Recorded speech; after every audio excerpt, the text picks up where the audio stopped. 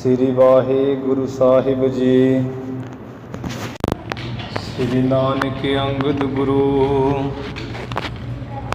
ਅਮਰਦਾਸ ਪਦ ਬੰਦ। ਰਾਮਦਾਸ ਅਰਜਨ ਗੁਰੂ ਬਰ ਸ੍ਰੀ ਹਰਗੋਬਿੰਦ। ਹਰਿ ਰਾਏ ਹਰਿ ਕ੍ਰਿਸ਼ਨ ਗੁਰੂ ਤੇਗ ਬਹਾਦਰ ਚੰਦ।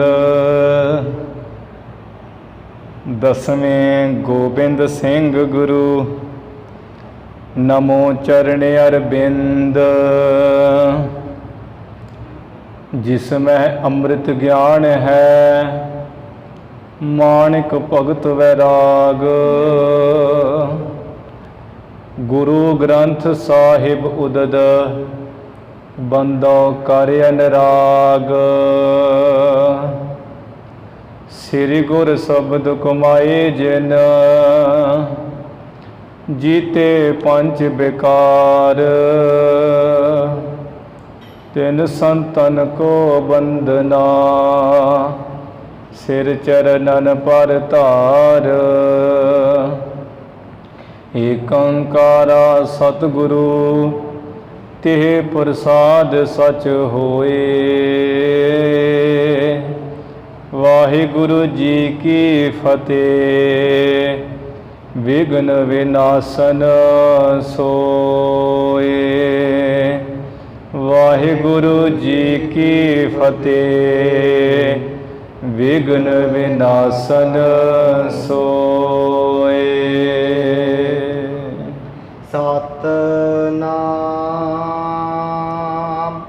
ਸ੍ਰੀ ਵਾਹਿਗੁਰੂ ਸਾਹਿਬ ਜੀ। ਬੋਲਿਓ ਨਾਰਦ ਮੁਨੀ ਪਰਬੀਨਾ। हे ਭੂਪਤ ਤਵ ਬਦਨ ਮਲੀਨਾ। ਧਰਮ ਅਰਥ ਕੋ ਬਿਗੜਿਓ ਆਜੋ। ਸੁਨੀਏ ਬਚਨ ਭਨੇ ਨਰ ਰਾਜੂ। ਬੋਲਿਓ ਨਾਰਦ ਮੁਨੀ ਪਰਬੀਨਾ। ਵਾਹਿਗੁਰੂ ਜੀ ਕਾ ਖਾਲਸਾ ਵਾਹਿਗੁਰੂ ਜੀ ਕੀ ਫਤਿਹ।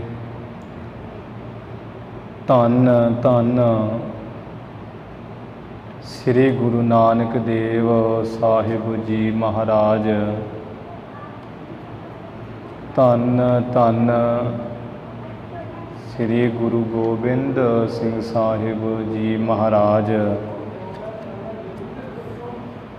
ਧੰਨ ਧੰਨ ਸ੍ਰੀ ਗੁਰੂ ਗ੍ਰੰਥ ਸਾਹਿਬ ਜੀ ਮਹਾਰਾਜ। ਸਤਿਗੁਰੂ ਜੀ ਦੀ ਸਾਜੀ ਨਿਵਾਜੀ ਗੁਰੂ ਰੂਪ ਗੁਰੂ ਪਿਆਰੀ ਸਾਧ ਸੰਗਤ ਜੀਓ। ਆਪ ਜੀ ਵੱਡਿਆਂ ਭਾਗਾਂ ਵਾਲੇ ਕਰਮਾਂ ਵਾਲੇ ਹੋ ਜੋ ਕਿ ਗੁਰੂ ਅਰਜਨ ਦੇਵ ਮਹਾਰਾਜ ਜੀ ਦੇ ਪਾਵਨ ਪਵਿੱਤਰ ਸਥਾਨ ਵਿਖੇ ਧੰਨ ਧੰਨ ਸ੍ਰੀ ਗੁਰੂ ਗ੍ਰੰਥ ਸਾਹਿਬ ਮਹਾਰਾਜ ਜੀ ਨੇ ਦਰਸ਼ਨ ਕਰਕੇ ਲਾਹਾ ਪ੍ਰਾਪਤ ਕਰ ਰਹੇ ਹੋ। ਸਤਿਗੁਰੂ ਜੀ ਦੇ ਮਹਾਨ ਸਿੱਖ ਹਨ ਜੋ ਗੁਰੂ ਦੇ ਚਰਨੀ ਪੈਂਦੇ ਹੈ। ਮਹਾਰਾਜ ਕਹਿੰਦੇ ਹੈ ਸਭ ਤੋਂ ਵੱਡੇ ਭਾਗ ਗੁਰਸਿੱਖਾਂ ਕੇ ਜੋ ਗੁਰ ਚਰਨੀ ਸਿੱਖ ਪੜਤੇ ਆ। ਸਭ ਤੋਂ ਵੱਡੇ ਭਾਗ ਹੈ ਗੁਰੂ ਕੇ ਸਿੱਖਾਂ ਦੇ ਜਿਹੜੇ ਸਿੱਖ ਗੁਰੂ ਮਹਾਰਾਜ ਦੇ ਚਰਨੀ ਪੈਂਦੇ ਹੈ। ਗੁਰੂ ਦੇ ਚਰਨਾਂ ਵਿੱਚ ਨਤਮਸਤਕ ਹੁੰਦੇ ਹਨ। ਜਿਹੜੇ ਸਿੱਖ ਹੋ ਕੇ ਗੁਰੂ ਦੇ ਚਰਨੀ ਨਹੀਂ ਪੈਂਦੇ ਉਹ ਵੱਡਿਆਂ ਭਾਗਾਂ ਵਾਲੇ ਨਹੀਂ ਹਨ। ਬੜੇ ਚੰਗੇ ਭਾਗ ਹੋਣ ਕਿ ਗੁਰੂ ਦੇ ਚਰਨਾਂ ਵਿੱਚ ਦਰਸ਼ਨਾਂ ਲਈ ਆਇਆ ਜਾਂਦਾ ਹੈ। ਬੜੇ ਚੰਗੇ ਭਾਗ ਹੋਣ ਗੁਰੂ ਦੀ ਕਥਾ ਗੁਰੂ ਦਾ ਨਾਮ, ਗੁਰੂ ਦੀ ਬਾਣੀ ਪੜ੍ਹੀ ਸੁਣੀ ਜਾਂਦੀ ਹੈ। ਸਦ ਬਲਹਾਰੀ ਤਿਨਾ ਜੇ ਸੁਣਤੇ ਹਰ ਕਥਾ। ਮਾਰੇ ਕਹਿੰਦੇ ਅਸੀਂ ਤੇ ਉਹਨਾਂ ਤੋਂ ਹਮੇਸ਼ਾ ਹੀ ਬਲਹਾਰ ਕੁਰਬਾਨ ਜਾਂਦੇ ਹਾਂ, ਜਿਹੜੇ ਪਰਮੇਸ਼ਰ ਵਾਹਿਗੁਰੂ ਦੀ ਭਗਤਾਂ ਸੰਤਾਂ ਦੀ ਕਥਾ ਸਰਵਣ ਕਰਦੇ ਹੈ। ਸੋ ਗੁਰੂ ਪਿਆਰੀ ਸਾਧ ਸੰਗਤ ਜੀ, ਆਪ ਜੀ ਰੋਜ਼ਾਨਾ ਹੀ ਨਿਤਨੇਮ ਨਾਲ ਗੁਰੂ ਮਹਾਰਾਜ ਜੀ ਦੇ ਚਰਨਾਂ ਵਿੱਚ ਹਾਜ਼ਰੀਆਂ ਭਰ ਕੇ ਗੁਰਬਾਣੀ ਪੜ੍ਹ ਸੁਣ ਕੇ ਲਾਹਾ ਪ੍ਰਾਪਤ ਕਰਦੇ ਹੋ। ਸਤਿਗੁਰ ਜੀ ਦੀ ਕਿਰਪਾ ਨਾਲ ਸੰਧਿਆ ਦੇ ਸਮੇਂ ਤੋਂ ਸੁੰਦਰ ਦਰਬਾਰ ਦੀਵਾਨ ਸਜੇ ਹੈ। ਬੇਅੰਤ ਸੰਗਤਾਂ ਨੇ ਹਾਜ਼ਰੀਆਂ ਭਰੀਆਂ ਹਨ। ਸੋ ਆਪਾਂ ਜੋ ਨਿਤਨੇਮ ਨਾਲ ਹੀ ਸਤਿਗੁਰੂ ਜੀ ਦਾ ਪਾਵਨ ਪਵਿੱਤਰ ਇਤਿਹਾਸ ਸਰਵਣ ਕਰਦੇ ਆ ਰਹੇ ਹਾਂ। ਹੁਣ ਉਸ ਕਥਾ ਦਾ ਸਮਾਂ ਹੋਇਆ ਹੈ। ਜਿਸ ਤਰ੍ਹਾਂ ਗੁਰੂ ਨਾਨਕ ਸਾਹਿਬ ਜੀ ਧਰੂ ਮੰਡਲ ਤੇ ਧਰੂ ਭਗਤ ਦੀ ਪੁਰੀ ਵਿੱਚ ਪਹੁੰਚੇ ਹੈ ਤੇ ਉੱਥੇ ਪਹੁੰਚਣ ਤੋਂ ਪਹਿਲਾਂ ਭਾਈ ਮਰਦਾਨਾ ਜੀ ਨੇ ਗੁਰੂ ਸਾਹਿਬ ਜੀ ਨੂੰ ਕਿਹਾ ਕਿ ਮਹਾਰਾਜ, ਜਿਹੜੇ ਤਾਰੇ ਹੈ ਉਹ ਨਹੀਂ ਕਿਤੇ ਦਿਸ ਰਹੇ ਇੱਥੇ। ਉਹ ਤਾਰੇ ਕਿੱਥੇ ਰਹਿ ਗਏ ਹੈ, ਕਿਸ ਤਰਫ ਛੱਡ ਆਏ ਆਪਾਂ। ਗੁਰੂ ਸਾਹਿਬ ਜੀ ਕਹਿੰਦੇ, ਭਾਈ ਮਰਦਾਨਾ ਉਹ ਤਾਰੇ ਜੇ ਦੇਖਣੇ ਹੈ ਤੇ ਥੱਲੇ ਕਰਕੇ ਨਿਗਾਹ ਦੇਖ, ਤਾਰੇ ਸਭ ਥੱਲੇ ਰਹਿ ਗਏ ਹੈ। ਇਹ ਜਿਹੜਾ ਇੱਥੇ ਪ੍ਰਕਾਸ਼ ਇੰਨਾ ਹੋ ਰਿਹਾ ਹੈ, ਇਹ ਤੇ ਧਰੂ ਤਾਰੇ ਦਾ ਇੰਨਾ ਪ੍ਰਕਾਸ਼ ਹੋ ਰਿਹਾ। ਜਿਸ ਭਗਤ ਦਾ ਨਾਮ ਧਰੂ ਹੈ ਤੇ ਉਹੀ ਉਹ ਧਰੂ ਹੀ ਭਗਤ ਹੀ ਤਾਰਾ ਰੂਪ ਬਣ ਕੇ ਇੱਥੇ ਪ੍ਰਕਾਸ਼ ਕਰ ਰਿਹਾ ਹੈ। ਜਿਸ ਨੇ ਬਹੁਤ ਛੋਟੀ 5 ਸਾਲ ਦੀ ਉਮਰ ਵਿੱਚ ਹੀ ਬੜਾ ਕਠਿਨ ਤਕੜਾ ਹੀ ਤਪ ਕੀਤਾ। ਗੁਰੂ ਸਾਹਿਬ ਜੀ ਦੇ ਪਾਸੋਂ ਇਹ ਸੁਣ ਕਰਕੇ ਭਾਈ ਮਰਦਾਨਾ ਜੀ ਨੇ ਜਿਵੇਂ ਕਿਹਾ ਹੈ ਕਿ ਮਹਾਰਾਜ, ਉਹ ਕੀ ਕਾਰਨ ਹੋ ਗਿਆ ਸੀ ਵੀ ਇੰਨੀ ਛੋਟੀ ਉਮਰ 'ਚ ਇੰਨਾ ਮਹਾਨ ਤਪ ਕੀਤਾ, ਉਹ ਸਾਰੇ ਪ੍ਰਸੰਗ ਮੈਨੂੰ ਦੱਸੋ। ਫਿਰ ਧਰੂ ਭਗਤ ਕਿੱਥੇ ਰਹਿੰਦੇ ਹੈ, ਉਹਨਾਂ ਦੀ ਪੁਰੀ ਵਿੱਚ ਵੀ ਚੱਲ ਕੇ ਆਪਾਂ ਦੇਖੀਏ ਧਰੂ ਭਗਤ ਜੀ ਨੂੰ। ਫਿਰ ਗੁਰੂ ਸਾਹਿਬ ਜੀ ਨੇ ਉਹ ਸਾਰਾ ਹੀ ਪ੍ਰਸੰਗ ਕਵੀ ਜੀ ਮੁਤਾਬਕ ਇੱਥੇ ਸੁਣਾਇਆ ਕਿ ਮਰਦਾਨਿਆ ਪ੍ਰਸੰਗ ਸੁਣ ਕਿ ਜੋ ਬੜਾ ਮਹਾਨ ਸ਼ੰਭੂਮਨ ਰਾਜਾ ਹੋਇਆ ਹੈ, ਉਸ ਦੀ ਪਤਨੀ ਸੀ ਸਤਰੂਪਾ, ਜੋ ਬ੍ਰਹਮਾ ਦੇ ਧੀ ਪੁੱਤਰ ਹੋਏ ਹੈ। ਅਤੇ ਉਹਨਾਂ ਨੇ ਜਿਹੜਾ ਹੈ ਬੜਾ ਤਪ ਕੀਤਾ। ਫਿਰ ਉਹਨਾਂ ਤੋਂ ਪੈਦਾ ਹੋਇਆ ਇੱਕ ਰਾਜਾ ਪ੍ਰਿਯਵ੍ਰਤ, ਦੂਸਰਾ ਉਤਾਨਪਾਦ, ਜਿਸ ਉਤਾਨਪਾਦ ਦੇ ਘਰ ਧਰੂ, ਜਿਸ ਉਤਾਨਪਾਦ ਦੀਆਂ 2 ਪਤਨੀਆਂ ਸਨ, ਇੱਕ ਸਰੂਚੀ ਅਤੇ ਇੱਕ ਸੁਨੀਤਾ। ਸਰੂਚੀ ਨਾਲ ਤੇ ਉਹਦਾ ਬਹੁਤ ਜ਼ਿਆਦਾ ਪ੍ਰੇਮ ਬੜਾ ਉਹਦੇ ਵੱਸ ਹੋਇਆ ਪਿਆ ਸੀ, ਪਰ ਸੁਨੀਤਾ ਨਾਲ ਦਾ ਕੋਈ ਮੋਹ ਪ੍ਰੇਮ ਨਹੀਂ ਸੀ। ਉਹ ਜਿਹੜੀ ਸੁਨੀਤਾ ਹੈ, ਉਸ ਦੇ ਉਦਰ ਤੋਂ ਧਰੂ ਜਿਹੜਾ ਹੈ ਉਹ ਜਨਮਿਆ, ਪੈਦਾ ਹੋਇਆ। ਇੱਕ ਦਿਨ ਦੀ ਗੱਲ ਹੈ ਕਿ ਧਰੂ ਜੀ ਛੋਟੇ ਸਨ ਬੱਚੇ, ਹੱਸਦੇ ਖੇਡਦੇ ਉਹ ਪਿਤਾ ਉਤਾਨਪਾਦ ਦੀ ਗੋਦੀ ਵਿੱਚ ਆ ਬੈਠੇ। ਪਿਤਾ ਨੇ ਵੀ ਬੜਾ ਪਿਆਰ ਕਰਕੇ ਕੁੱਛੜ ਵਿੱਚ ਲੈ ਲਿਆ।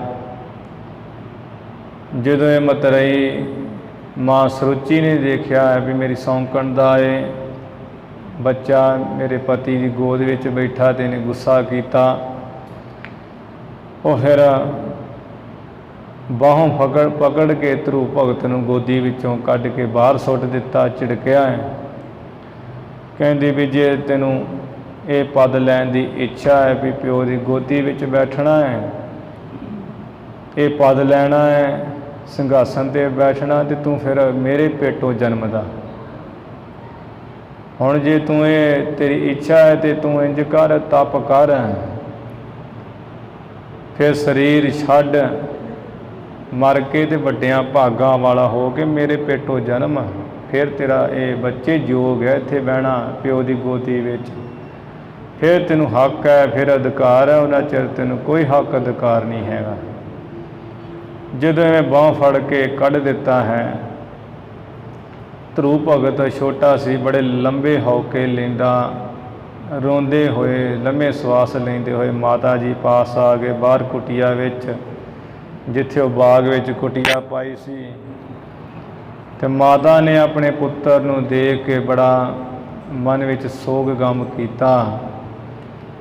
ਫਿਰ ਕਿਹਾ ਵੀ ਪੁੱਤਰ ਇਹ ਤੂੰ ਪਛਾਣ ਲੈ ਵੀ ਕਿਸੇ ਦਾ ਦੋਸ਼ ਨਹੀਂ ਹੈ, ਕੋਈ ਕਿਸੇ ਨੂੰ ਦੁੱਖ ਨਹੀਂ ਦੇ ਸਕਦਾ, ਕੋਈ ਕਿਸੇ ਨੂੰ ਸੁੱਖ ਨਹੀਂ ਦੇ ਸਕਦਾ।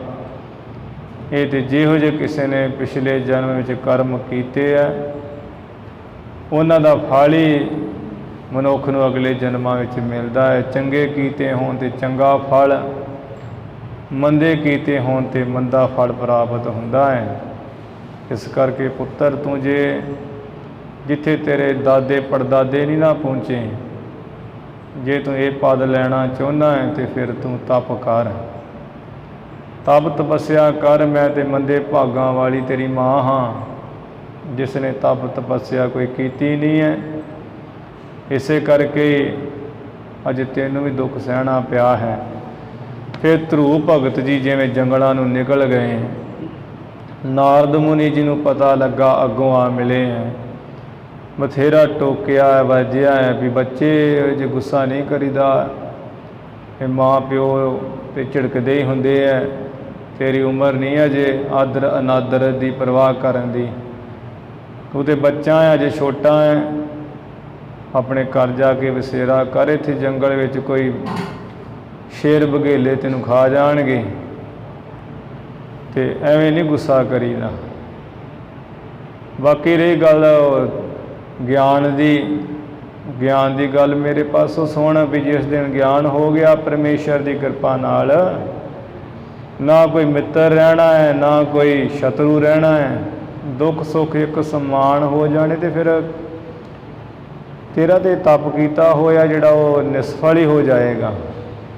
ਉਹਦਾ ਤੈਨੂੰ ਕੀ ਲਾਭ, ਕਿਹਨੂੰ ਕੁਝ ਕਹਿਣਾ। ਫਿਰ ਜਦੋਂ ਮਿੱਤਰ 70 ਸਮਾਨ ਹੋ ਗਏ, ਦੁੱਖ ਸੁੱਖ ਇੱਕ ਸਮਾਨ ਹੋ ਗਿਆ, ਤੂੰ ਮੁੜ ਜਾ ਇੱਥੋਂ ਹੀ। ਸੁਣ ਕਰਕੇ ਧਰੂ ਭਗਤ ਜੀ ਕਹਿੰਦੇ ਵੀ ਨਾਰਦ ਮੁਨੀ ਜੀ ਤੁਹਾਡੇ ਬਚਨ ਬਿਲਕੁਲ ਸੱਚ ਹੈ, ਪਰ ਮੈਨੂੰ ਤੁਹਾਡੀ ਇਹ ਗੱਲ ਮਨ ਵਿੱਚ ਕੋਈ ਲੱਗ ਨਹੀਂ ਰਹੀ, ਘਰ ਨਹੀਂ ਕਰ ਰਹੀ। ਮੈਂ ਤੇ ਜੇ ਮੈਨੂੰ ਮਾਂ ਨੇ ਬਚਨ ਮਤਰੇਈ ਨੇ ਆਖੇ ਹੈ, ਮੇਰੇ ਉਹ ਤੀਰ ਵਾਂਗ ਹਿਰਦੇ ਨੂੰ ਵਿੰਨ ਕੇ ਲੈ ਗਏ, ਮੇਰੀ ਛਾਤੀ ਦੁਖ ਰਹੀ ਹੈ ਉਸ ਬਚਨਾਂ ਨਾਲ। ਆਪ ਜੀ ਮੈਨੂੰ ਗਿਆਨ ਦੇ ਬਚਨ ਉਹ ਮਾਰਗ ਦੱਸ ਦਿਓ, ਜਿਸ ਨਾਲ ਮੈਂ ਆਪਣੇ ਜਿੱਥੇ ਮੇਰੇ ਦਾਦੇ ਪੜਦਾਦੇ ਨਹੀਂ ਪਹੁੰਚੇ ਉਸ ਪਾਤੇ ਮੈਂ ਪਹੁੰਚਣਾ, ਉਹ ਮੇਰੀ ਇੱਛਾ ਹੈ ਸੋਹਣੀ, ਆਪ ਮੈਨੂੰ ਰਸਤਾ ਦੱਸ ਦਿਓ।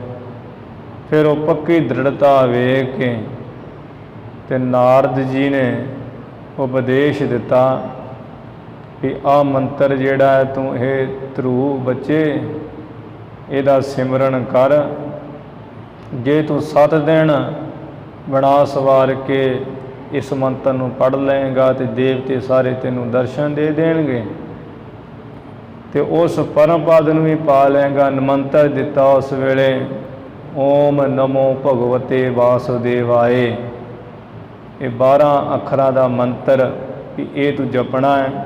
ਵਿਸ਼ਨੂੰ ਪੁਰਾਣ ਵਿੱਚ 5ਵੇਂ ਅਧਿਆਏ ਦੇ ਜਿਹੜਾ 5ਵਾਂ ਸ਼ਲੋਕ 11ਵੇਂ ਅਧਿਆਏ ਵਿੱਚ ਥੋੜ੍ਹਾ ਹੋਰ ਦੱਸਿਆ ਹੈ, ਜਿਹੜਾ ਮੰਤਰ ਦਿੱਤਾ ਸੀ ਜੋ ਵੀ ਹੈ ਉਹ ਮੰਤਰ ਦੇ ਦਿੱਤਾ।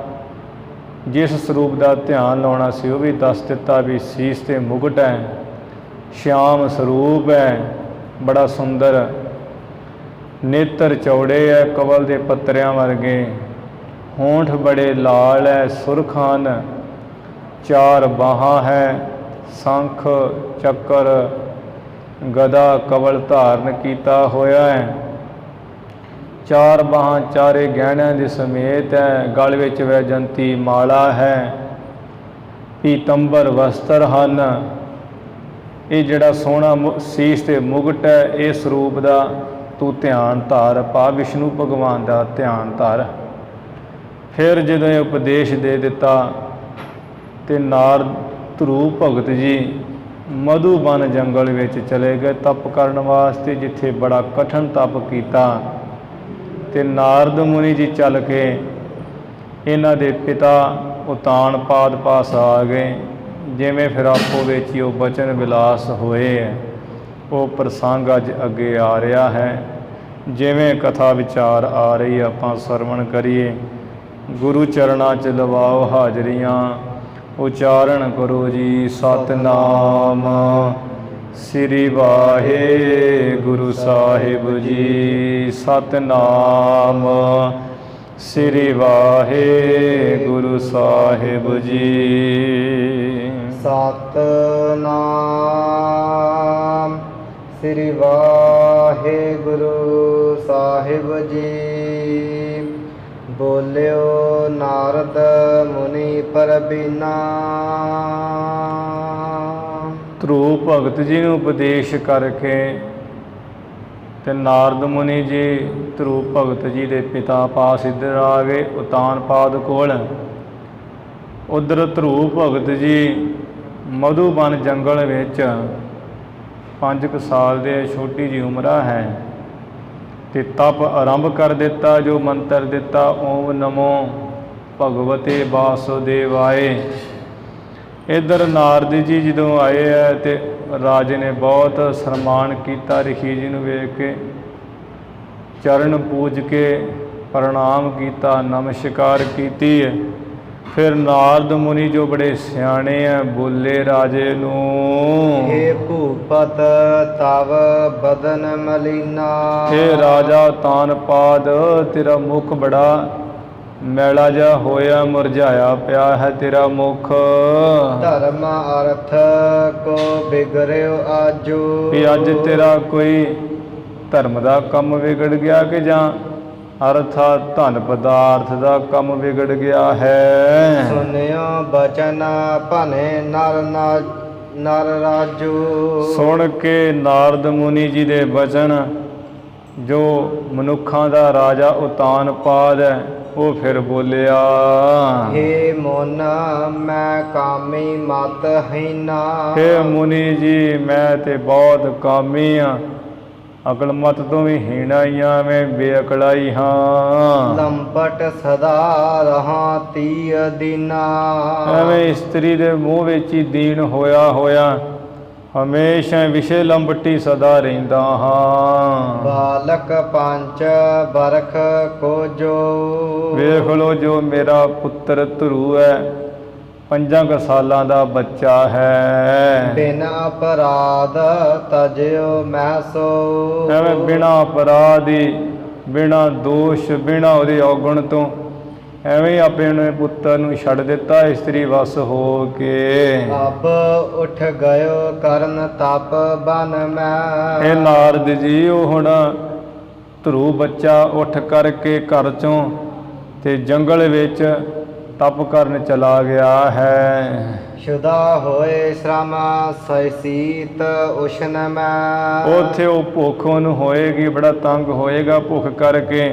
ਫਿਰ ਥਕਾਵਟ ਹੋਏਗੀ, ਗਰਮੀ ਹੋਏਗੀ, ਸਰਦੀ ਹੋਏਗੀ, ਉਸ ਨੂੰ ਬੜਾ ਪਰੇਸ਼ਾਨ ਤੰਗ ਹੋਏਗਾ ਉੱਥੇ। ਸੋ ਕਿਮ ਸਹਜੇ ਸੰਕਟ ਭਾਰੀ। ਉਹ ਛੋਟਾ ਜਿਹਾ ਹੈ, ਇਹ ਗਰਮੀ ਸਰਦੀ ਕਿਸ ਤਰ੍ਹਾਂ, ਇਹ ਜਿਹੜਾ ਦੁੱਖ ਬੜਾ ਭਾਰੀ ਉਹ ਸਹੇਗਾ। ਖਾਏ ਜਾਏ ਕੋ ਬਿਨ ਰਖਵਾਰੀ। ਫਿਰ ਬਿਨਾਂ ਰਖਵਾਲੀ ਵੀ ਰੱਖਿਆ ਕਰਨ ਵਾਲਾ ਵੀ ਕੋਈ ਨਹੀਂ ਹੈ ਉੱਥੇ, ਤੇ ਬਿਨਾਂ ਰੱਖਿਆ ਤੋਂ ਤੇ ਉਹਨੂੰ ਕੋਈ ਸ਼ੇਰ ਬਘੇਲਾ ਹੀ ਖਾ ਜਾਏਗਾ। ਕਰੁਣਾ ਬੈਨਾ ਸੁਨੇ ਮਨ ਰਾਏ। ਮੁਨੀਆਂ ਦੇ ਰਾਜੇ ਨਾਰਦ ਜੀ ਨੇ ਜਦੋਂ ਪਿਤਾ ਉਤਾਨਪਾਦ ਦੇ ਇਹੋ ਜਿਹੇ ਕਰੁਣਾ ਰਸ ਭਰੇ ਬਚਨ ਸੁਣੇ ਹੈ ਵੀ ਬੜਾ ਦਰਵਿਆ ਹੈ, ਬੜਾ ਗਰੀਬੜਾ ਜਿਹਾ ਹੋ ਰਿਹਾ, ਇਹੋ ਜਿਹੇ ਬਚਨ ਸੁਣੇ ਐ। ਹੇਤ ਪ੍ਰਬੋਧਨਾ ਗਿਰਾ ਅਲਾਈ। ਰਾਜੇ ਨੂੰ ਸਮਝਾਉਣ ਬੁਝਾਉਣ ਵਾਸਤੇ ਬਾਣੀ ਬਚਨ ਕਿਹਾ। ਸੁਤ ਕੇ ਹੇਤ ਨਾ ਸੋਚਰ ਜਾਨਾ। ਕਿਆ ਵੀ ਰਾਜਾ ਇਹ ਪੁੱਤਰ ਦੇ ਵੀ ਮੇਰਾ ਪੁੱਤਰ ਕੀ ਕਰੇਗਾ, ਛੋਟਾ ਹੈ, ਉਹਦੇ ਵਾਸਤੇ ਤੂੰ ਕੋਈ ਸੋਚ ਫਿਕਰ ਨਾ ਕਰ। ਈਸ਼ਰ ਬਸ ਹੈ ਸਰਬ ਸਥਾਨਾ। ਕਿਉਂਕਿ ਜੋ ਈਸ਼ਰ ਹੈ, ਭਗਵਾਨ ਹੈ, ਉਹ ਤੇ ਸਾਰੇ ਥਾਵਾਂ ਵਿੱਚ ਹੀ ਵਸ ਰਿਹਾ ਹੈ। ਬਨ ਮੈਂ ਛਿਸ ਕਰ ਹੈ ਤਪ ਭਾਰੀ। ਜਿਸ ਵੇਲੇ ਇਹ ਬਾਲਕ ਧਰੂ ਜੰਗਲ ਵਿੱਚ ਬੜਾ ਭਾਰੀ ਤਪ ਕਰ ਲਏਗਾ। ਲੋਕਪਾਲ ਤੇ ਊਚ ਅਧਿਕਾਰੀ। ਲੋਕਪਾਲ ਜਿਹੜਾ ਇੰਦਰ ਹੈ, ਸੂਰਜ, ਚੰਦਰਮਾ, ਅਨੰਤ ਹੈ, ਕੁਬੇਰ, ਇਹ ਜਿਹੜੇ ਦਿਗਪਾਲ ਹੈ, ਇਹਨਾਂ ਸਾਰਿਆਂ ਤੋਂ ਉੱਚਾ ਅਧਿਕਾਰੀ ਹੋ ਜਾਏਗਾ, ਉੱਚਾ ਪਦ ਪਾ ਲਏਗਾ ਧਰੂ। ਥੋਰਨ ਦਿਵਸ ਆਏ ਤਵ ਪਾਸਾ। ਰਾਜਾ ਤੂੰ ਕੋਈ ਫਿਕਰ ਨਾ ਕਰ, ਤੇਰੇ ਪਾਸ ਥੋੜੇ ਕੁ ਦਿਨਾਂ ਵਿੱਚ ਹੀ, ਭਾਵ ਕੁਝ ਮਹੀਨਿਆਂ ਵਿੱਚ ਹੀ ਆ ਜਾਏਗਾ ਧਰੂ ਵਾਪਸ। ਜਗ ਮੈਂ ਕਰਹਿ ਸੋ ਜਸ ਪ੍ਰਕਾਸ਼ਾ। ਜਿਹੜਾ ਸ੍ਰੇਸ਼ਟ ਜਸ ਹੈ ਉਸ ਨੂੰ ਸੰਸਾਰ ਵਿੱਚ ਪ੍ਰਗਟ ਕਰੇਗਾ। ਤੇਰਾ ਵੀ ਜਸ ਹੋਏਗਾ ਤੇ ਧਰੂ ਦਾ ਵੀ ਬੇਅੰਤ ਹੋਏਗਾ। ਆਸ ਪ੍ਰਕਾਰ ਕਹਿ ਮੁਨੀ ਪਿਆਨਾ। ਇਹ ਭਾਈ ਮਰਦਾਨਾ ਇਸ ਤਰ੍ਹਾਂ ਨਾਰਦ ਉਹ ਤਾਣ ਪਾ ਦੇ ਰਾਜੇ ਨੂੰ ਕਹਿ ਕਰਕੇ ਤੇ ਚੱਲਣਾ ਕੀਤਾ। ਤਜਿਓ ਰਾਜ ਨਿਜ ਸੋਚਰ ਜਾਨਾ।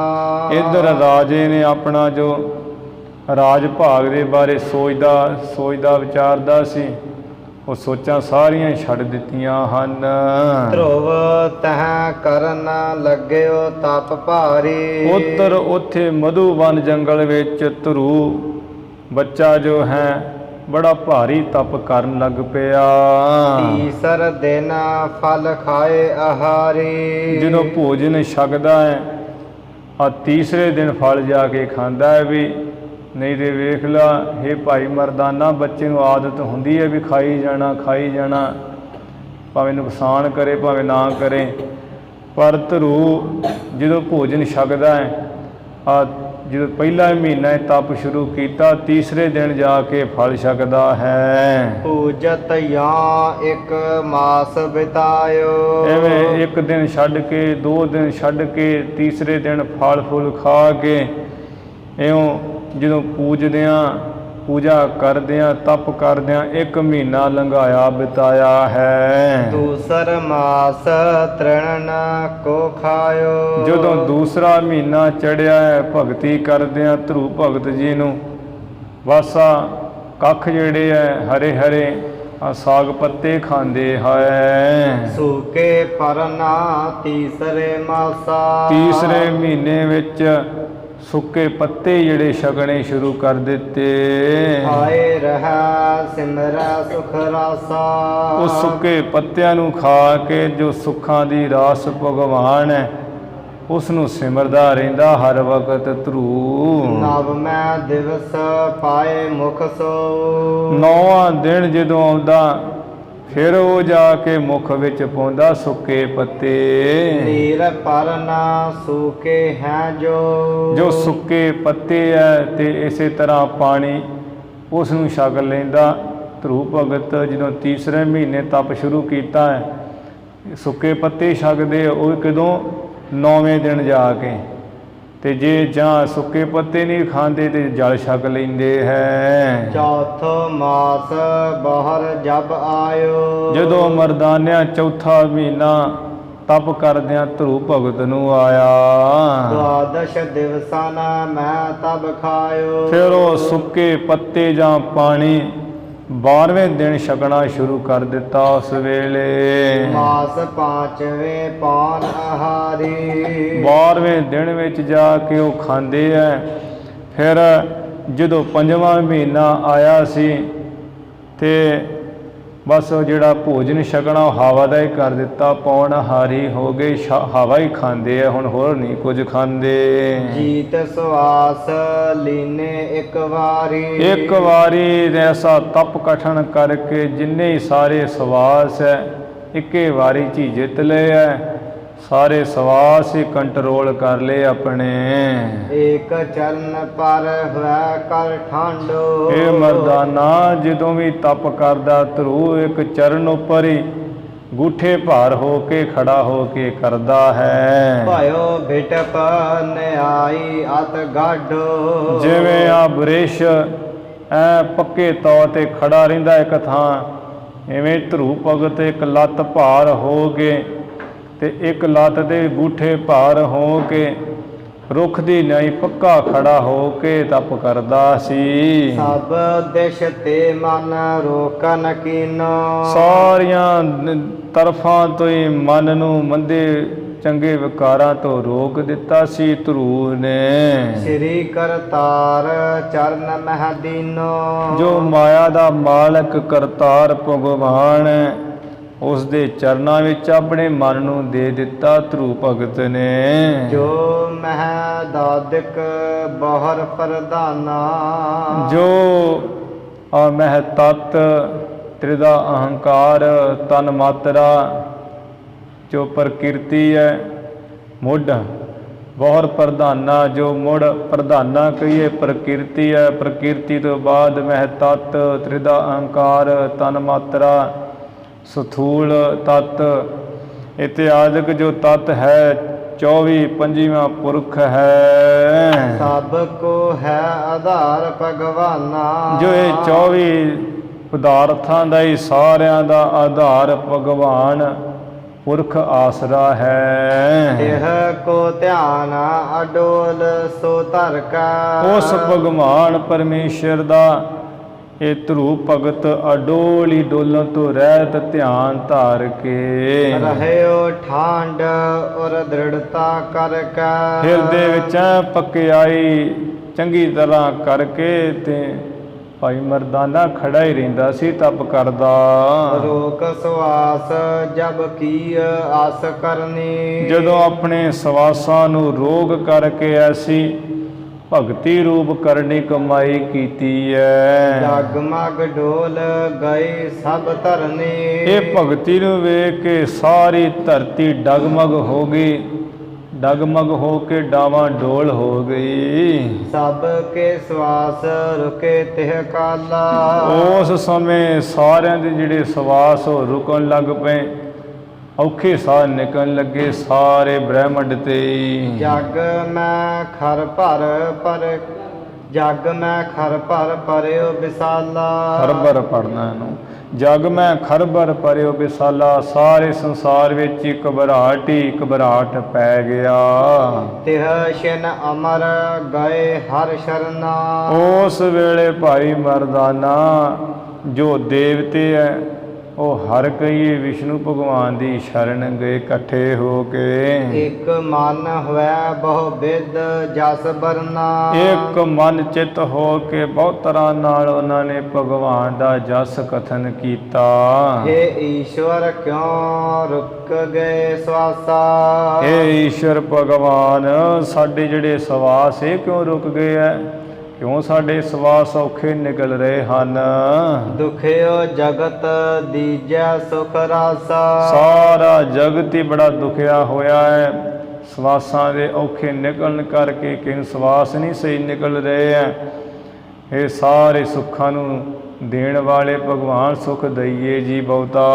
ਸ੍ਰੀ ਭਗਵੰਤ ਕਹੀ ਤਬ ਬਾਣੀ, ਉਸ ਵੇਲੇ ਜੋ ਮਾਇਆ ਦਾ ਮਾਲਕ ਭਗਵਾਨ ਹੈ ਉਹਨੇ ਐਸੀ ਬਾਣੀ ਕਹੀ, ਮਤ ਭੈ ਕਰਹੁ ਹੋਏ ਦੁਖ ਹਾਨੀ, ਇਹ ਦੇਵਤਿਓ ਮਤਾ ਕੋਈ ਭੈ ਡਰ ਕਰੋ, ਇਸ ਤੁਹਾਡੀ ਸਾਰਾ ਹੀ ਦੁੱਖ ਨਾਸ ਹੋ ਜਾਏਗਾ। ਬਾਲ ਭਗਤ ਮਮ ਅਤ ਹਠ ਧਾਰੀ, ਸਾਡਾ ਇੱਕ ਭਗਤ ਹੈ ਜੋ ਬੱਚਾ ਜੇ ਬਾਲਕ ਹੈ, ਉਹ ਬਾਲਕ ਉਮਰਾਂ ਵਿੱਚ ਹੀ ਉਸਨੇ ਬਹੁਤ ਹੱਠ ਧਾਰਿਆ ਸਾਡੇ ਭਗਤ ਨੇ। ਕੀਨ ਦੁਰਾਸਦ ਤਪ ਜਿਹ ਭਾਰੀ, ਜਿਸ ਨੇ ਬੜਾ ਭਾਰੀ ਆ ਤਪ ਕਠਣੀ ਸ਼ੁਰੂ ਕੀਤਾ ਹੋਇਆ ਹੈ ਛੋਟੀ ਉਮਰ ਵਿੱਚ। ਅਬ ਮੈਂ ਜਾਉ ਤਾਹੇ ਕੇ ਪਾਸਾ। ਹੁਣ ਉਹਦਾ ਤਪ ਸਫਲ ਹੋ ਗਿਆ, ਇਸ ਕਰਕੇ ਮੈਂ ਉਸ ਭਗਤ ਬਾਲਕ ਦੇ ਪਾਸ ਜਾਵਾਂਗਾ। ਸਭ ਕੋ ਛੂਟਿਆ ਰੋਕਨ ਸਵਾਸਾ। ਜਿਹੜੇ ਸਾਰਿਆਂ ਦੇ ਸਵਾਸ ਰੁਕੇ ਹੋਏ ਐ, ਔਖੇ ਆ ਰਹੇ ਐ, ਤੇ ਉਹ ਸਾਰਿਆਂ ਦੇ ਛੁੱਟ ਜਾਣਗੇ, ਸਵਾਸ ਸਹੀ ਆਉਣ ਲੱਗ ਪੈਣਗੇ। ਸੁਨ ਇਮ ਬਾਣੀ ਅਮਰ ਪਧਾਰੇ। ਇਵੇਂ ਸੁਣ ਕਰਕੇ ਭਗਵਾਨ ਤੋਂ ਸਾਰੇ ਦੇਵਤੇ ਹੀ ਜਿਹੜੇ ਚਲੇ ਗਏ। ਜਹ ਤਹ ਤਿਨ ਕੇ ਹੁਤੇ ਵਿਸਾਰੇ। ਜਿੱਥੇ ਕਿੱਥੇ ਵੀ ਉਹਨਾਂ ਦੇਵਤਿਆਂ ਦੇ ਆਪ ਸਾਰੇ ਸਨ, ਜਿੱਥੇ ਉਹ ਵਸਦੇ ਸੀ ਆਪੋ ਆਪਣੀਆਂ ਪੁਰੀਆਂ ਵਿੱਚ। ਸ੍ਰੀ ਭਗਵੰਤ ਚੜੇ ਉਰਗਾਰੀ। ਇੱਧਰ ਜੋ ਭਗਵਾਨ ਹੈ ਮਾਇਆ ਦੇ ਪਤੀ ਮਾਲਕ, ਤੇ ਉਸ ਵੇਲੇ ਜਿਹੜਾ ਹੈ ਗਰੜ ਉੱਪਰ ਆ ਚੜੇ। ਆਏ ਜਹਾਂ ਕਰਹ ਤਪ ਭਾਰੀ। ਜਿੱਥੇ ਤਪ ਮਧੂਬਨ ਜੰਗਲ ਵਿੱਚ ਧਰੂ ਭਗਤ ਬੜਾ ਕਠਿਨ ਤਪ ਕਰ ਰਿਹਾ ਸੀ, ਗਰੜ ਉੱਪਰ ਚੜੇ ਹੋਏ ਭਗਵਾਨ ਉੱਥੇ ਆਏ। ਮਨ ਇੰਦਰੀ ਕਰ ਅਚਲ ਸਮਾਧੀ। ਇੱਧਰ ਧਰੂ ਭਗਤ ਤੇ ਮਨ ਨੂੰ ਵੀ ਰੋਗ ਕਰਕੇ, ਇੰਦਰੀਆਂ ਗਿਆਨ ਇੰਦਰੀਆਂ ਨੂੰ ਵੀ ਰੋਗ ਕਰਕੇ ਅਚਲ ਸਮਾਧੀ ਲਾਈ ਹੋਈ ਸੀ। ਕੇਵਲ ਕੇਸ਼ਵ ਚਰਨ ਅਰਾਧੀ। ਬਸ ਕੇਵਲ ਜੋ ਕੇਸ਼ਵ ਹੈ ਭਗਵਾਨ, ਉਹਨਾਂ ਦੇ ਚਰਨਾਂ ਦੀ ਆਰਾਧਨਾ ਕਰ ਰਿਹਾ ਸੀ। ਹਿਰਦੇ ਸਰੂਪ ਬਸਾਏ ਅਨੂਪਾ। ਆਪਣੇ ਹਿਰਦੇ ਵਿੱਚ ਉਹ ਜਿਹੜਾ ਅਨੂਪਮ ਸਰੂਪ ਹੈ, ਬੜਾ ਸੁੰਦਰ ਉਹ ਵਸਾਇਆ ਹੋਇਆ ਸੀ। ਨਹੀਂ ਵਹਿਰ ਕੋ ਪਿਖਾ ਸਰੂਪਾ। ਜੋ ਭਗਵਾਨ ਬਾਹਰ ਸਾਹਮਣੇ ਆ ਕੇ ਖੜੇ ਹੈ, ਬਾਹਰ ਦਾ ਸਰੂਪ ਤੇ ਧਰੂ ਭਗਤ ਦੇਖ ਹੀ ਨਹੀਂ ਸੀ ਰਿਹਾ।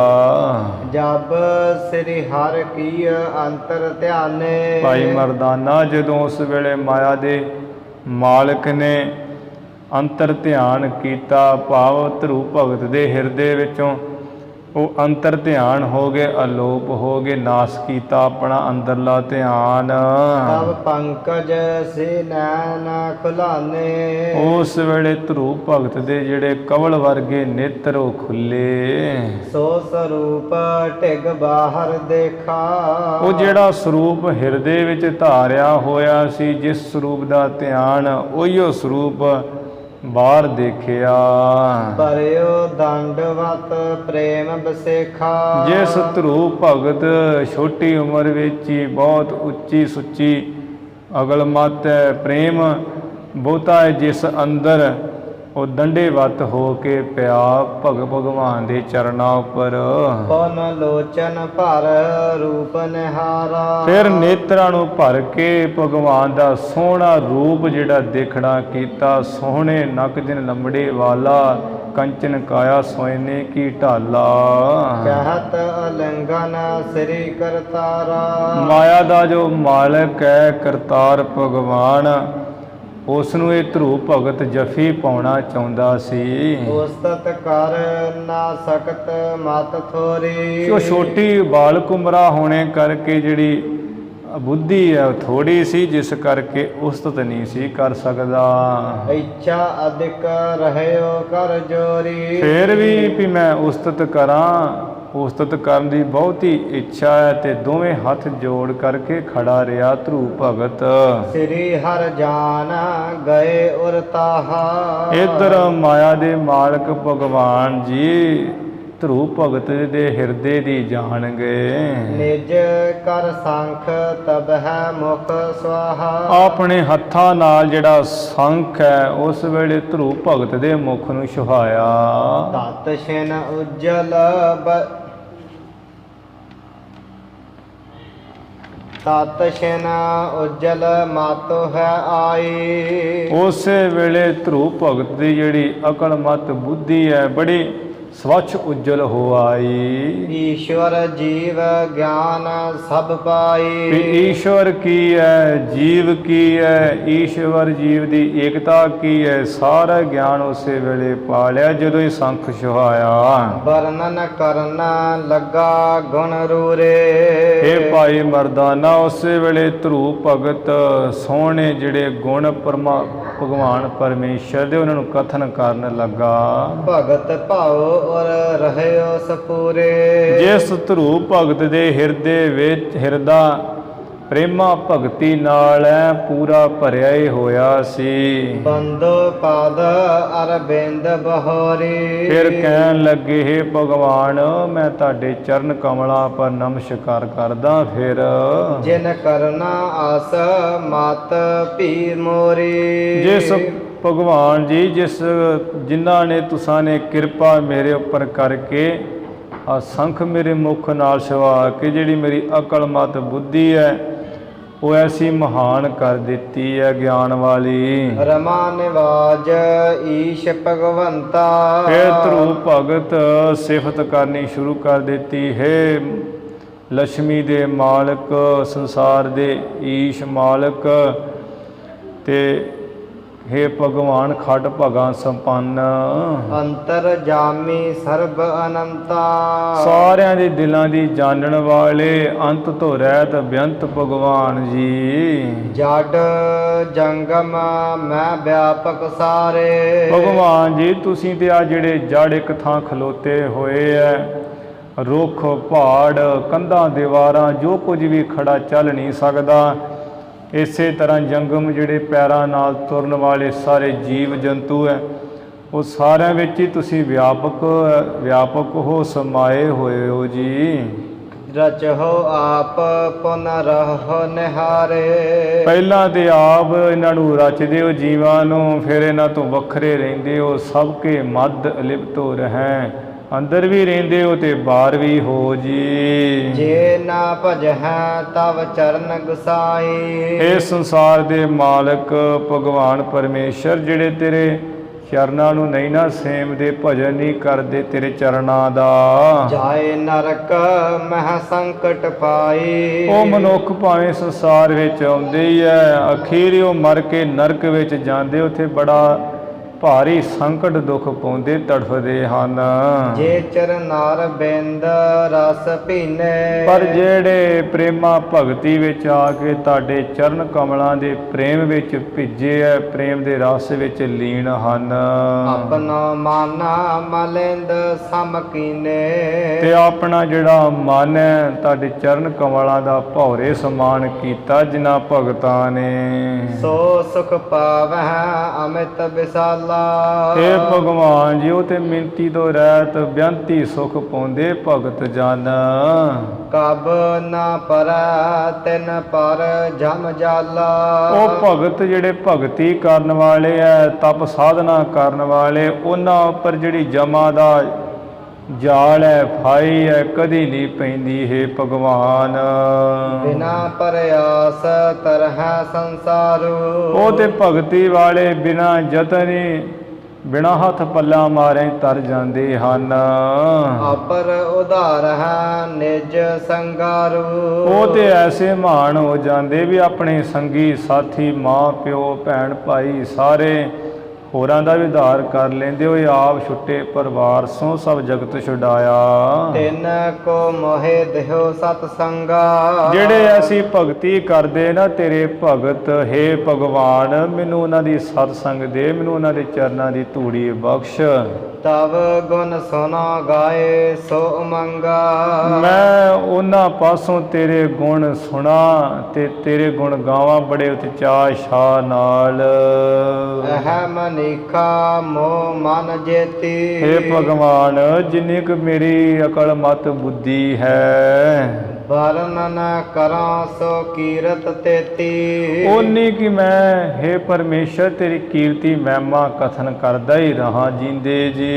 ਬ੍ਰਹਮ ਏਕ ਤੂੰ ਸਭ ਹਿਨ ਮਾਹੀ। ਕਿਉਂਕਿ ਤੁਸੀਂ ਇੱਕੋ ਹੀ ਇੱਕ ਸਾਰਿਆਂ ਵਿੱਚ ਵਿਆਪਕ ਰੂਪ ਹੋ ਕੇ ਬ੍ਰਹਮ ਰੂਪ ਹੋ ਕੇ ਸਮਾਏ ਹੋਏ ਹੋ ਜੀ। ਸੂਤ ਆਧਾਰ ਮਣਕ ਜਿਉ ਆਹੀ। ਜਿਵੇਂ ਮਣਕਿਆਂ ਦਾ ਆਸਰਾ ਇੱਕ ਸੂਤ ਹੁੰਦਾ ਹੈ, ਉਹ ਸੂਤ ਦੇ ਸਾਰੇ ਮਣਕੇ ਮਾਲਾ ਦੇ ਟਿਕੇ ਹੁੰਦੇ, ਇਸੇ ਤਰ੍ਹਾਂ ਹੈ ਪਰਮੇਸ਼ਰ ਭਗਵਾਨ ਤੂੰ ਸਾਰਿਆਂ ਵਿੱਚ ਵਿਆਪਕ ਹੈ। ਜੀਵ ਜਿਹੜੇ ਮਣਕੇ ਹੈ, ਤੂੰ ਸੂਤ ਦੀ ਨਿਆਈ ਸਭ ਦੇ ਵਿੱਚ ਲੰਘਿਆ ਹੋਇਆ ਚੇਤਨ ਸੱਤਾ ਕਰਕੇ। ਔਰ ਨਾ ਲਖੀ ਜਾਤ ਗਤ ਤੇਰੀ। ਤੇਰੀ ਤੇ ਹੋਰ ਕੋਈ ਜਿਹੜੀ ਗਤ ਅਵਸਥਾ ਹੈ ਉਹ ਤੇ ਮੇਰੇ ਪਾਸੋਂ ਜਾਣੀ ਨਹੀਂ ਜਾਂਦੀ, ਜਾਣੀ ਜਾ ਹੀ ਨਹੀਂ ਸਕਦੀ।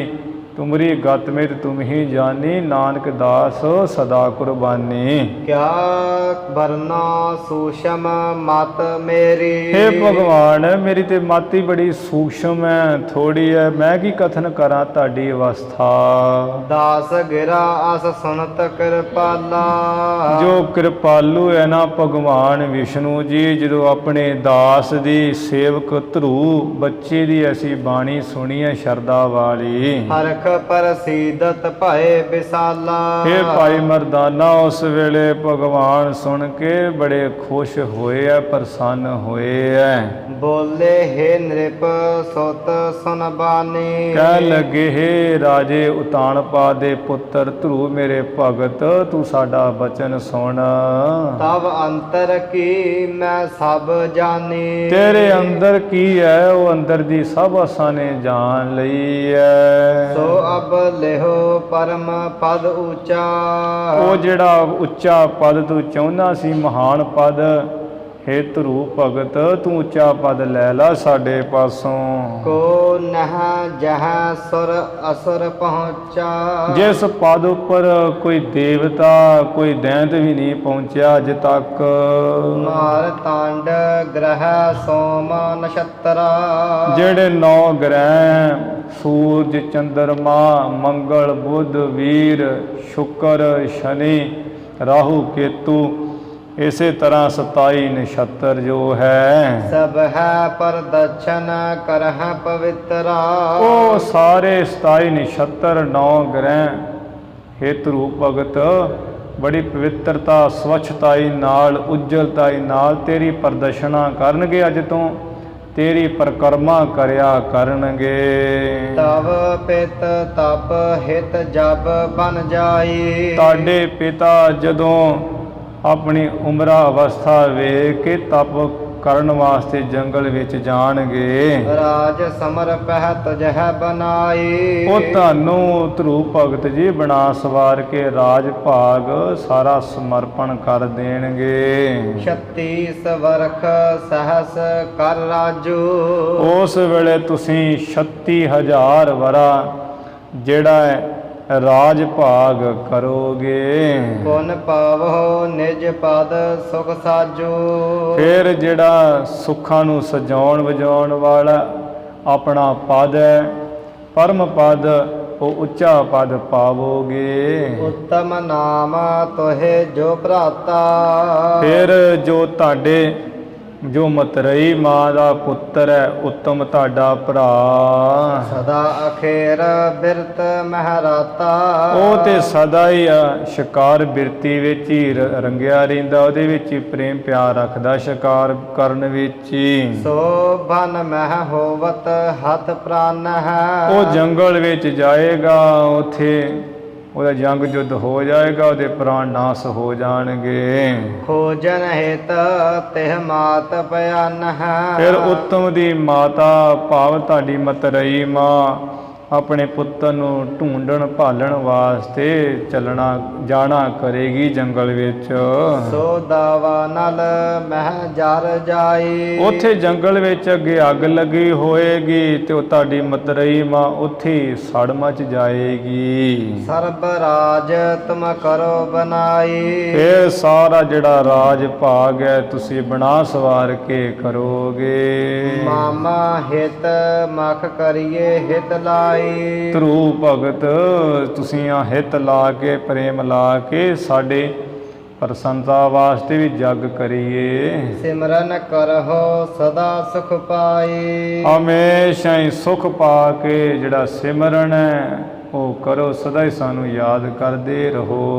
ਉੱਚੇ ਪਦ ਅਸ ਲਿਹੋ ਬਹੋਰੀ। ਫਿਰ ਤੁਸੀਂ ਜਿਹੜਾ ਅਖੀਰੀ ਉੱਚਾ ਪਦ ਹੈ ਉਹ ਲੈ ਲਾਓਗੇ, ਪਰਮ ਪਦ ਲੈ ਲਾਓਗੇ, ਅਟਲ ਪਦਵੀ। ਜਿਹ ਕੋ ਬੰਦਹ ਸਭ ਕਰ ਜੋਰੀ। ਹੇ ਧਰੂ ਭਗਤ ਜਿਸ ਤੇਰੇ ਉੱਚੇ ਪਦ ਨੂੰ, ਉੱਚੀ ਪਦਵੀ ਨੂੰ, ਅਟਲ ਪਦਵੀ ਨੂੰ ਸਾਰੇ 27 ਨਛੱਤਰ ਦੇਵੀ ਦੇਵਤੇ ਹੱਥ ਜੋੜ ਕੇ ਨਮਸਕਾਰਾਂ ਕਰਿਆ ਕਰਨਗੇ, ਮੱਥਾ ਟੇਕਿਆ ਕਰਨਗੇ। ਮਮ ਆਇਸ ਗਮਨਹ ਪੁਰ ਮਾਹੀ। ਸਾਡੇ ਹੁਣ ਆ ਗਿਆ ਵੀ ਤੁਸੀਂ ਆਪਣੀ ਜਿਹੜੀ ਪੁਰੀ ਹੈ ਸ਼ਹਿਰ ਰਾਜਧਾਨੀ ਉਹਦੇ ਵਿੱਚ ਚਲੇ ਜਾਓ।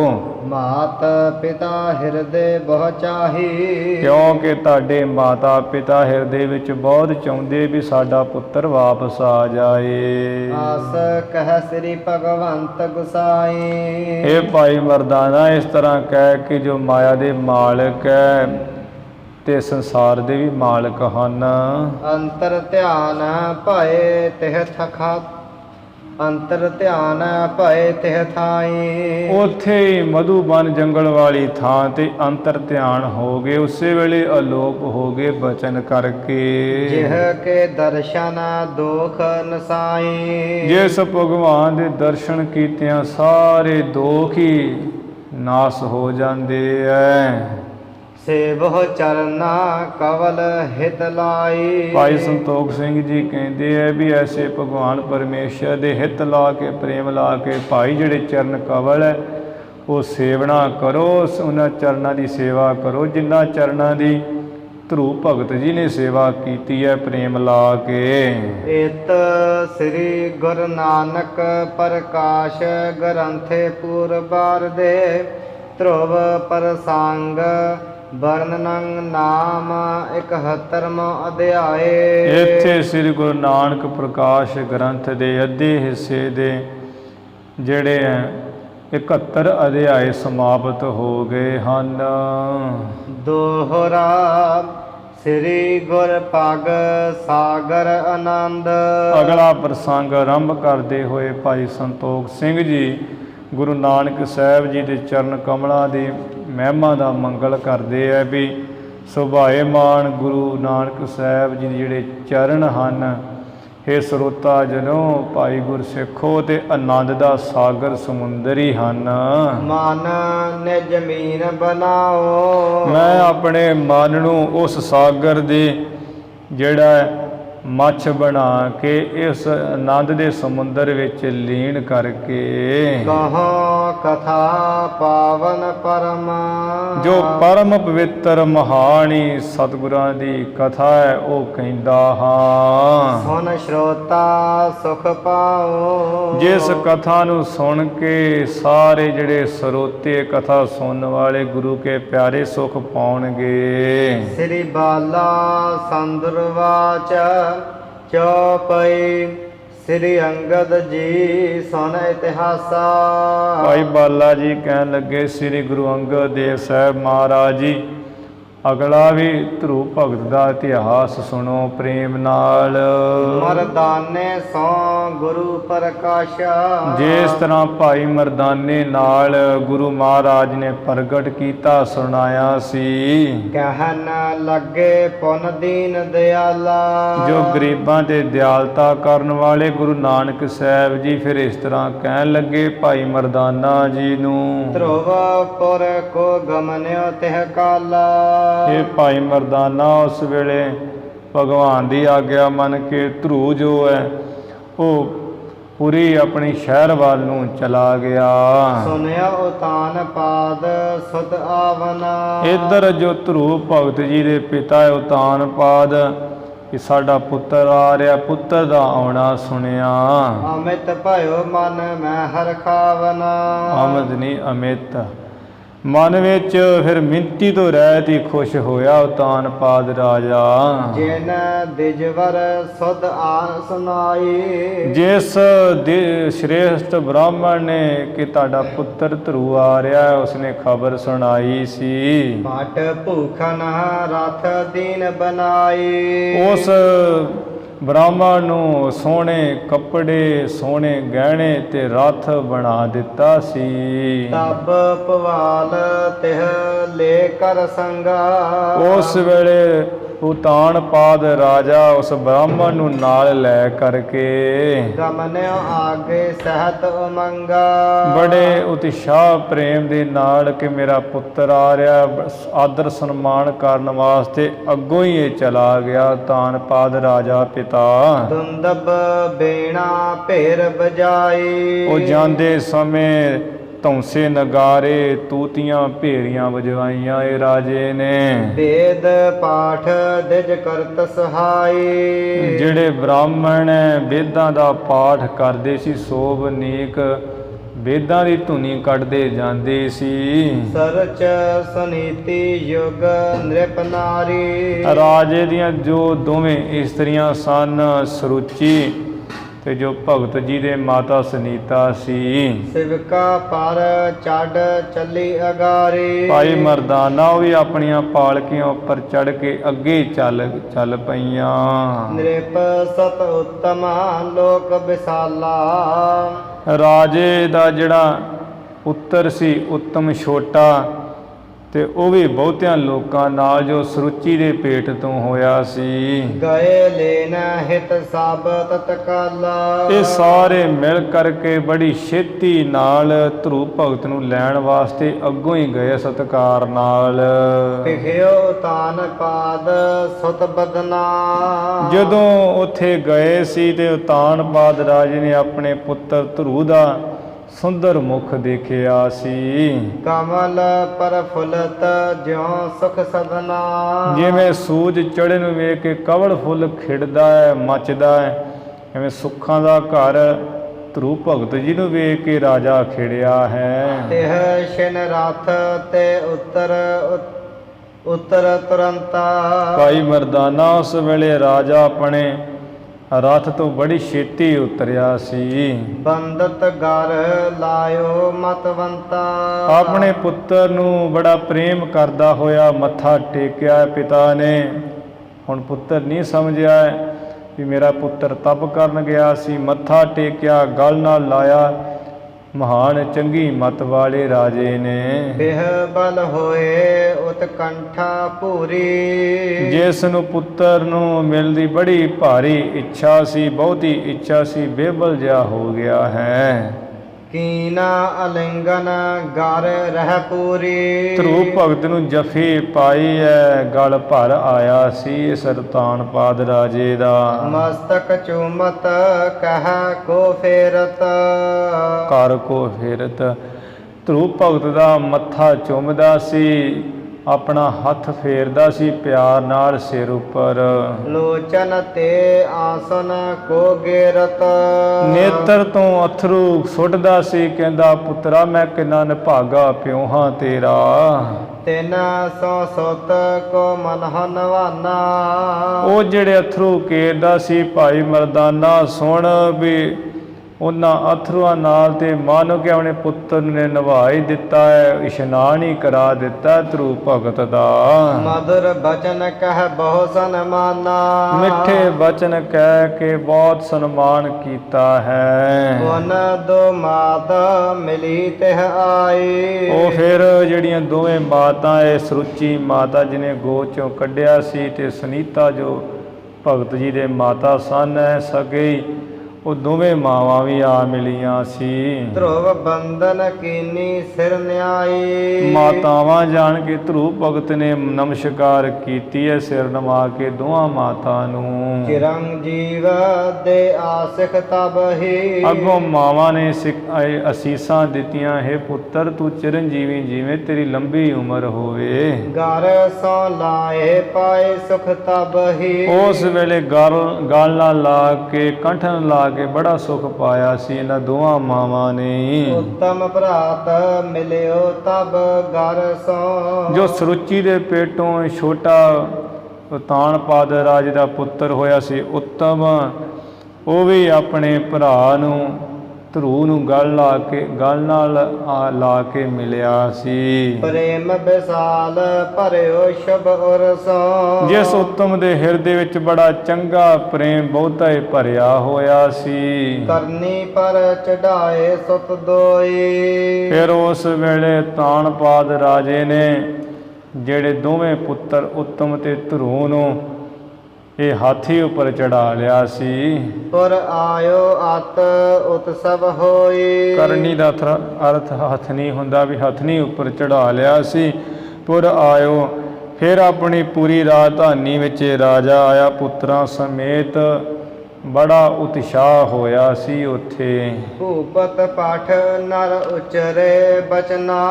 ਰਾਜੇ ਨੇ ਤੇ ਪਹਿਲਾਂ ਹੀ ਜਿਹੜੇ ਆਪਣੇ ਜਿਹੜੇ ਸਿੱਖ ਸੇਵਕ ਨੌਕਰ ਚਾਕਰ ਸੀ ਉਹਨਾਂ ਨੂੰ ਪਹਿਲਾਂ ਹੀ ਇਹ ਬਚਨ ਕਹਿ ਕੇ ਭੇਜਿਆ ਹੋਇਆ ਸੀ।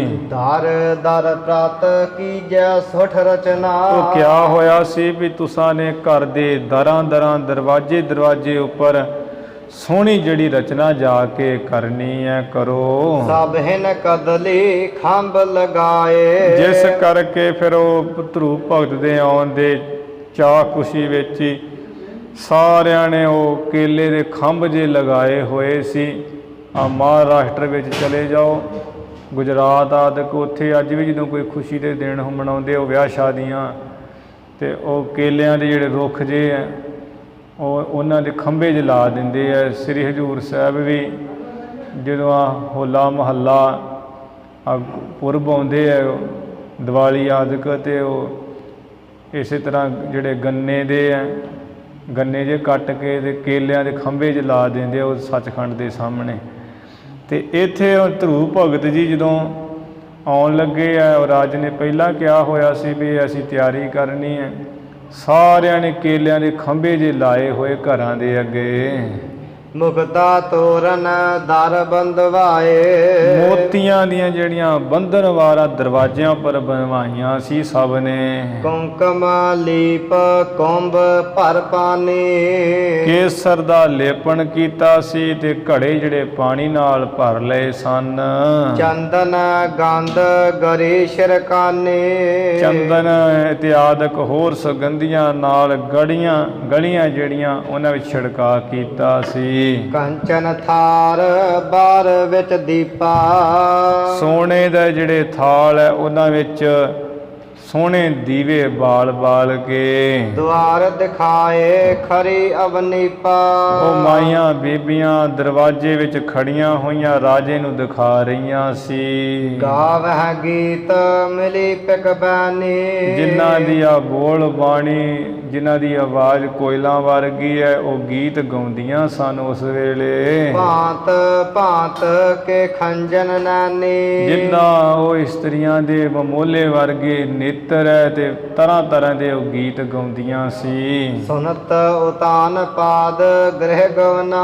ਉਹ ਸੋਹਣੇ ਚੰਗੇ ਗੀਤ ਸੁਣਦਾ ਤਾਨ ਪਾਦ ਰਾਜਾ ਆਪਣੇ ਮਹਿਲਾਂ ਵਿੱਚ ਘਰ ਵਿੱਚ ਚਲਾ ਗਿਆ। ਕੰਚਨ ਮਨ ਜਟਤੀ ਜਹ ਰਵਨਾ। ਹਾਂ, ਜਿਸ ਥਾਂ ਨੂੰ ਸੋਨੇ ਤੇ ਮਣੀਆਂ ਨਾਲ ਹੀ ਜੜਿਆ ਹੋਇਆ ਸੀ, ਮਣੀਆਂ ਜੜਤ ਕੀਤੀਆਂ ਹੋਈਆਂ ਸੀ। ਅਟ ਫਟਕ ਕੀ ਹਾਟਕ ਕਲਸਾ। ਜਿਹੜੀਆਂ ਟਾਰੀਆਂ ਬਲੌਰ ਕੱਚ ਦੀਆਂ ਬਣੀਆਂ ਹੋਈਆਂ ਸਨ ਤੇ ਸੋਨੇ ਦੇ ਜਿਹੜੇ ਕਲਸ ਲੱਗੇ ਹੋਏ ਸੀ ਉੱਪਰ। ਵਿੱਚ ਬਿਤਾਨ ਤਨਿਓ ਤਹ ਭਲਸਾ। ਉਸ ਮਕਾਨ ਵਿੱਚ ਬੜਾ ਸੋਹਣਾ ਚੰਗਾ ਹੀ ਜਿਹੜਾ ਚੰਦੋਆ ਸਾਹਿਬ ਤਣਿਆ ਹੋਇਆ ਸੀ। ਤਹ ਠਾਂ ਬੈਠ ਤਬੈ ਭੂਪਾਲਾ। ਉਸ ਜਿੱਥੇ ਚੰਦੋਆ ਤਾਣਿਆ ਉਹ ਥਾਂ ਬੈਠ ਕੇ ਰਾਜਾ ਸੁਤ ਹੈ ਬਿਲੋਕਿਓ ਸਮਤ ਵਿਸਾਲਾ। ਆਪਣਾ ਜੋ ਪੁੱਤਰ ਧਰੂ ਹੈ ਸ੍ਰੇਸ਼ਟ ਮੱਤ ਵਾਲਾ, ਬਹੁਤੀ ਅਕਲ ਮੱਤ ਵਾਲਾ, ਉਸ ਧਰੂ ਭਗਤ ਨੂੰ ਦੇਖਿਆ ਰਾਜੇ ਨੇ। ਕਰ ਉਤਸਾਹ ਦੀਨ ਸਭ ਰਾਜੋ। ਬੜਾ ਉਤਸ਼ਾਹ ਕਰਕੇ ਹੇ ਭਾਈ ਮਰਦਾਨਾ ਆਪਣਾ ਸਾਰਾ ਰਾਜ ਭਾਗ ਹੀ ਉਸ ਵੇਲੇ ਦੇ ਦਿੱਤਾ ਸੀ। ਪ੍ਰਜਾ ਮਿਲਾਈ ਸਰਬ ਸਮਾਜੋ। ਸਾਰੀ ਜਿਹੜੀ ਪ੍ਰਜਾ ਆਪਣੀ ਉਹ ਵੀ ਮਿਲਾ ਦਿੱਤੀ, ਸਾਜੋ ਸਮਾਨ ਉਹ ਵੀ ਸਾਰਾ ਧਰੂ ਭਗਤ ਦੇ ਹੀ ਸਪੁਰਦ ਕਰ ਦਿੱਤਾ ਸੀ। ਆਪਣੀ ਬੈਸ ਬ੍ਰਿਧ ਕੋ ਦੇਖੀ। ਫਿਰ ਤਾਣਪਾਦ ਰਾਜੇ ਨੇ ਵੀ ਮੇਰੀ ਉਮਰ ਵੱਡੀ ਹੋ ਰਹੀ, ਬਜ਼ੁਰਗ ਹੋ ਰਿਹਾ, ਜਦੋਂ ਬਿਰਧ ਹੋਈ ਆਪਣੀ ਉਮਰ ਦੇਖੀ। ਗਮਨਿਓ ਤਪ ਹਿਤ ਬਨਹਿ ਬਸੇਖੀ। ਜੋ ਵਿਸ਼ੇਸ਼ ਕਰਕੇ ਬੜਾ ਤਕੜਾ ਜੰਗਲ ਸੀ ਉਹਦੇ ਵਿੱਚ ਤਪ ਕਰਨ ਵਾਸਤੇ ਚਲਾ ਗਿਆ ਉਤਾਨਪਾਦ ਰਾਜਾ। ਪਾਛੇ ਰਾਜ ਕਰਨ ਧਰੁਵ ਲਾਗਾ। ਪਿੱਛੋਂ ਜੋ ਧਰੂ ਰਾਜਾ ਸੀ ਉਹ ਰਾਜ ਭਾਗ ਕਰਨ ਲੱਗਾ। ਜੋ ਸ਼੍ਰੀ ਵਿਸ਼ਨ ਭਗਤ ਵਡ ਭਾਗਾ।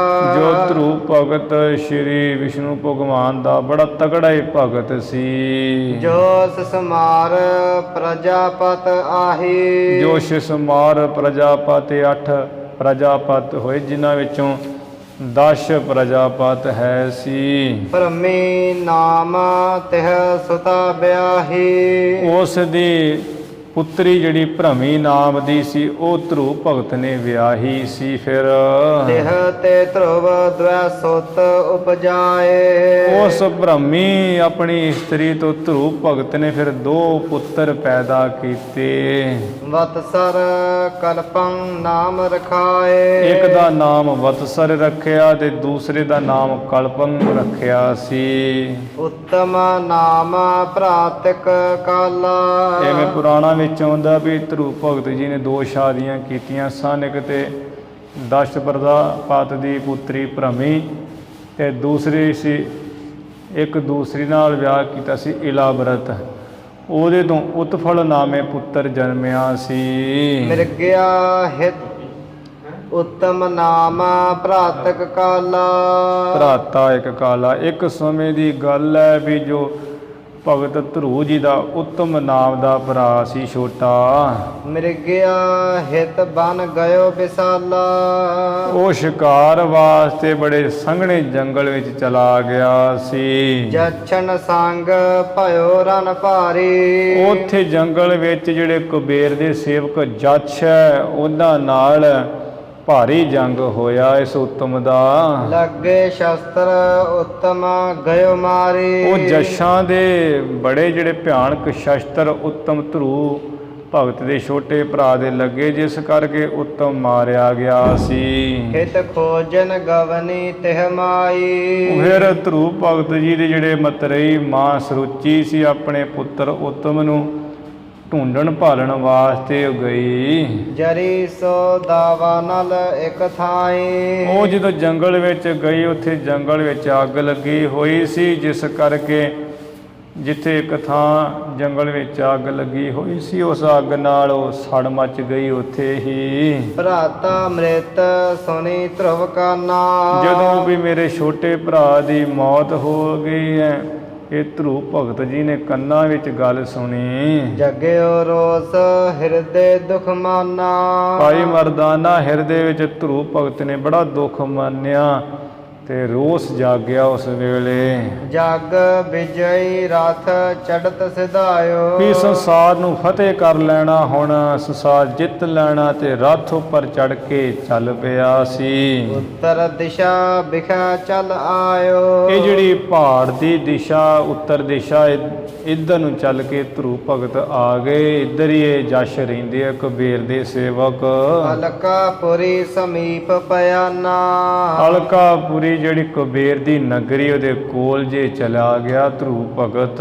ਨਿਜ ਮੁਖ ਧਰ ਕਰ ਸੰਖ ਬਜਾਨਾ। ਆਪਣੇ ਮੁਖ ਉੱਪਰ ਸੰਖ ਨੂੰ ਰੱਖ ਕਰਕੇ ਵਜਾਉਣਾ ਕੀਤਾ।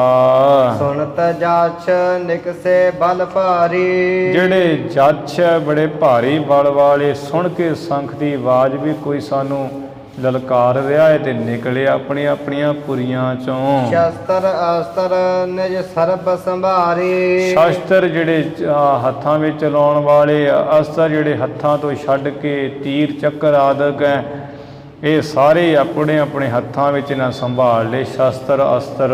ਭਾ ਸੰਗਰਾਮ ਦੋਹਨ ਦਿਸ਼ ਘੋਰਾ। ਭਾਈ ਮਰਦਾਨਾ ਉਸ ਵੇਲੇ ਦੋਹਾਂ ਤਰਫਾਂ 'ਚ ਬੜਾ ਭਿਆਨਕੀ ਜੰਗ ਯੁੱਧ ਹੋਇਆ। ਛੂਟੇ ਤੀਸ਼ਨ ਬਾਨ ਕਠੋਰਾ। ਤਿੱਖੇ ਜਿਹੜੇ ਤੀਰ ਸਖਤ ਉਸ ਵੇਲੇ ਜੰਗ ਵਿੱਚ ਛੁੱਟੇ। ਫਿਰ ਜਿਵੇਂ ਉਹ ਤੀਰ ਛੁੱਟੇ ਹੈ, ਉੱਧਰ ਉੱਧਰੀ ਨੁਕਸਾਨ ਹੋਇਆ। ਉਹ ਜਿਹੜਾ ਥੋੜ੍ਹਾ ਜਿਹਾ ਅੱਗੇ ਪ੍ਰਸੰਗ ਰਹਿੰਦਾ ਧਰੂ ਭਗਤ ਜੀ ਦਾ, ਉਹ ਆਪਾਂ ਕੱਲ੍ਹ ਸਰਵਣ ਕਰ ਲਵਾਂਗੇ।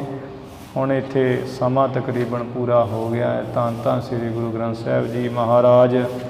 ਗੁਰੂ ਕੀ ਸੰਗਤ ਬਖਸ਼ਣਹਾਰ ਹੈ, ਬਖਸ਼ ਲੈਣਾ ਜੀ। ਭੁੱਲਾਂ ਚੁੱਕਾਂ ਦੀ ਖਿਮਾ ਵਿਚਾਰਾਂ ਦੀ ਸਮਾਪਤੀ। ਸੁਨਤ ਜਾਛ ਨਿਕਸੇ ਬਲ ਭਾਰੀ। ਸ਼ਸਤਰ ਅਸਤਰ ਨਿਜ ਸਰਬ ਸੰਭਾਰੀ।